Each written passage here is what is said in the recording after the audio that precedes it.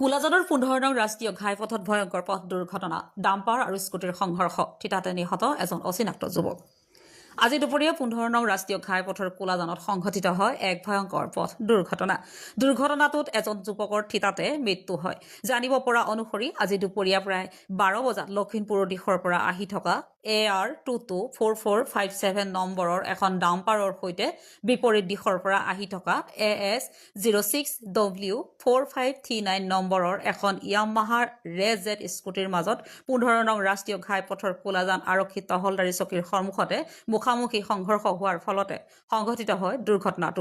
দুৰ্ঘটনাটোত স্কুটি আৰোহী যুৱকজনৰ থিতাতে মৃত্যু হয় বাতৰি লিখাৰ পৰলৈকে যুৱকজনৰ পৰিচয় জানিব পৰা নাই দুৰ্ঘটনাটো ইমানেই ভয়ংকৰ আছিল যে স্কুটিখন একেবাৰে এটা লাডুৰ দৰে হৈ পৰে দুৰ্ঘটনা সংঘটিত কৰা ডাম্পাৰখন আৰক্ষীয়ে জব্দ কৰিছে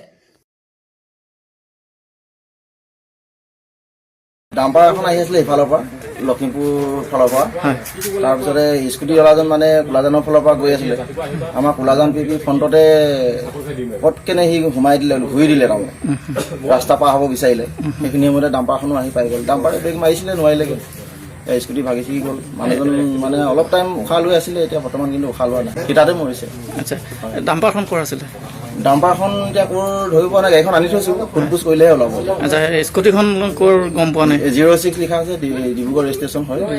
এতিয়া এড্ৰেছটো পোৱা নাই ভালকৈ ল'ৰাজনৰ এড্ৰেছ ওলোৱা নাই এতিয়ালৈকে ওলোৱা নাই এড্ৰেছ